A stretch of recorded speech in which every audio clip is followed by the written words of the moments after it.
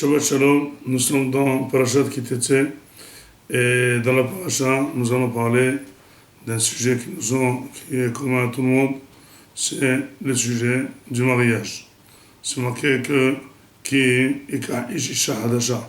quand quelqu'un se marie, prend une nouvelle femme, ça veut dire qu'il ne ramène pas une ancienne femme avec qui il était marié, eh bien, il doit être propre à sa maison, ça veut dire entièrement consacré à sa maison pendant 1 an. C'est pour ça qu'il n'a pas le droit de faire et des travaux durs, il ne doit pas être très occupé, comme ça il s'investit dans sa maison. La raison pour laquelle ça devrait se faire, parce que prendre une femme, se marier, c'est une opération très importante, c'est pas une aventure, c'est une opération de construction. Le mariage, c'est le début de la construction, c'est la signature de construction à longue durée jusqu'à la fin de sa vie, de l'homme ou de la femme.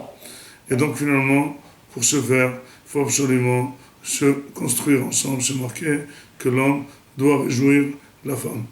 Dire Rashi, c'est quoi réjouir la femme? C'est pas se réjouir avec sa femme, et la réjouir la femme. Ça veut dire qu'il y a un donneur et un récepteur.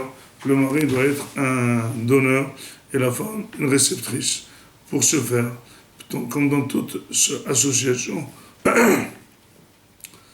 il doit toujours y avoir un associé qui a une prédominance.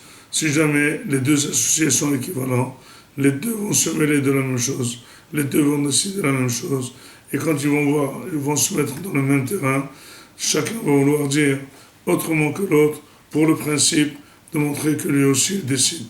Mais si jamais on accepte d'ores et déjà qu'il y a une suprématie minimum très légère d'un associé sur l'autre, et bien l'autre accepte que les grandes décisions, c'est l'autre qui doit décider, il n'y a pas finalement de frottement. Mais ça devrait se faire dans une avira, pas de commandement, c'est pas une avira militaire, c'est une avira de simha. Pour que la deuxième personne qui est la femme accepte le commandement du mari, il faut absolument que le mari soit quelqu'un qui lui donne une contrepartie. Quelle contrepartie? C'est qu'il pense à elle et qu'il la réjouit. C'est vrai que dans la femme, il y a une nature d'homme, il y a une nature de femme. Si jamais la femme ne reçoit pas ce qu'il faut de son mari, elle développe sa partie homme, elle devient commandante. C'est elle qui dirige. Mais si jamais le mari accomplit entièrement son rôle et la femme reçoit vraiment tout ce qu'il faut de son mari, eh bien, elle est très contente d'accomplir son rôle naturel, c'est celui d'écouter son mari, d'accepter les avis de son mari, parce qu'elle est heureuse de son mari, elle est fière de son mari, et puis elle est d'accord avec toutes ses idées. Comment elle peut être avec toutes ses idées? D'accord? Tout simplement, pendant 1 an, ils sont consacrés entièrement avec la simha pour faire une seule idée.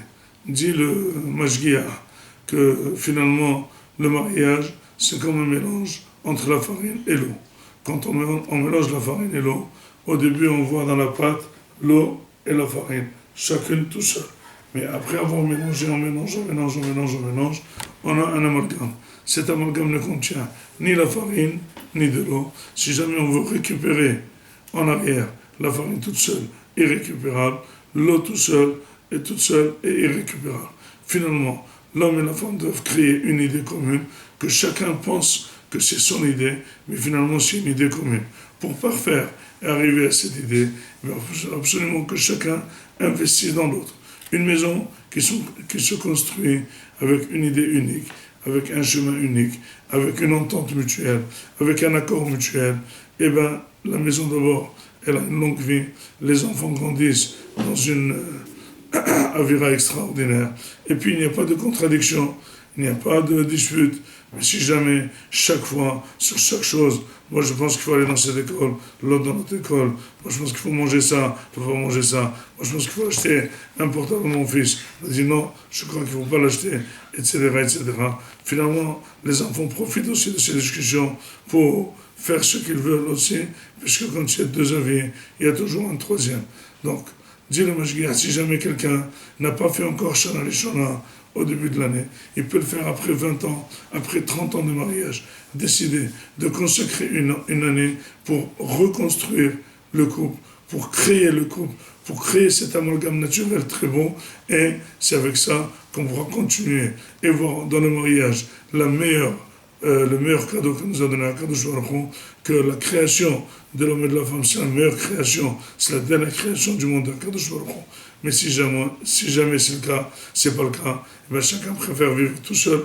Donc, investissons dans l'union, c'est investir dans la construction de la maison, c'est investir dans la création d'Akadosh Baruch Hu, c'est investir dans notre futur, c'est investir dans la longueur de notre vie, et puis finalement, profitons de la vie. Shabbat Shalom.